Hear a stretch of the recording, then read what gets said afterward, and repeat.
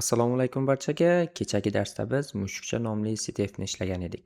Bugun esa Faven nomli CTFni ishlab ko'ramiz sizlar bilan. Boshladik. Demak, mashinani ishga tushirib olamiz. Virtual mashinamizda mana ishga tushirib bosdik. Nasib bo'lsa virtual mashina ham ishga tushadi va bizga IP manzilni ham berish kerak. Mana virtual mashinamiz ishga tushdi. IP manzilni kutamiz. IP manzilni ham berdi. Bo'lmasa boshladik, ya'ni IP manzildan skanerlashdan boshlaymiz. Kirib olamiz.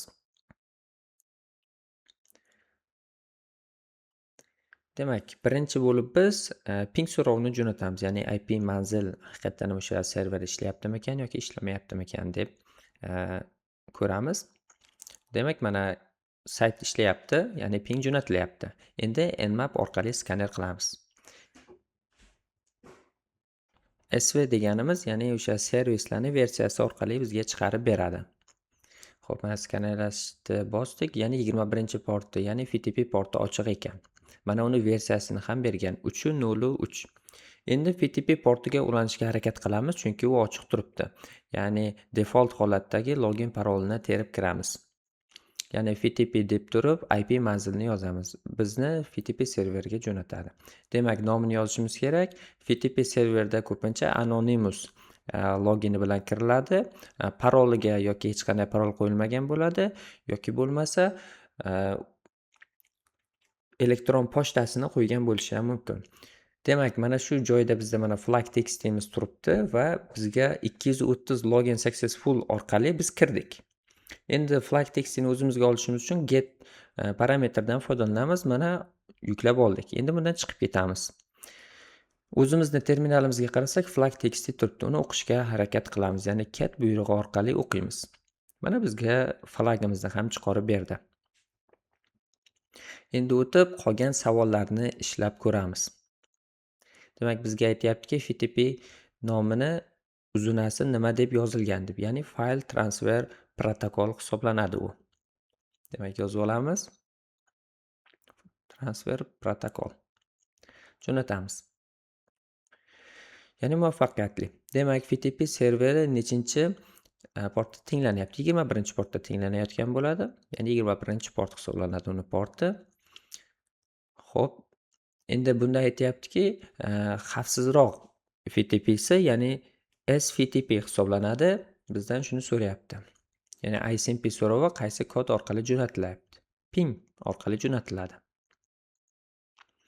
Demak, FTP ni versiyasi qaysi versiyada deb aytayapti. Bizga boya aytgandi, versiyasi 3.0.3 versiyada edi. Ya'ni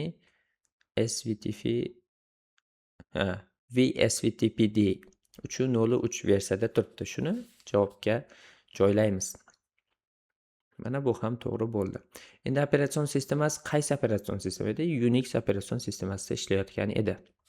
Xo'p, undan keyingi savolda FTP so'roq beramiz, ya'ni yordam komandasini qanday olamiz deyapti. FTP so'roqda. Akkauntga qanday kiramiz deyilyapti. Ya'ni anonymous login orqali biz ya'ni FTP serveriga kirgan edik. Ya'ni bu ham to'g'ri bo'ldi. Endi login nechi kodni qaytardi, ya'ni 230 kodni qaytardi biz kirganligimiz uchun. Va buni hozir tarjima qilib olaylik. Xo'p, qaysi biri kirganimizdan keyin qaysi komandani ishlatdik deyapti. ls komandasini ishlatdik. Va keyin bunda o'sha serverida yuklab olish uchun qanday kodni berdik? Get kodini berdik. Va endi biz flagimizda joylashtirsak bo'ladi. Demak, mana flagni joylashtirdik.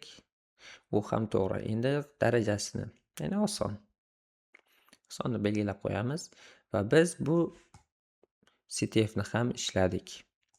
Kanalimizga obuna bo'lishni unutmang va bundanda yaxshi CTFlarni o'rgatishga harakat qilaman. Bizdan uzoqlashmang. Videomiz yoqqan bo'lsa, like bosish esdan chiqmasin.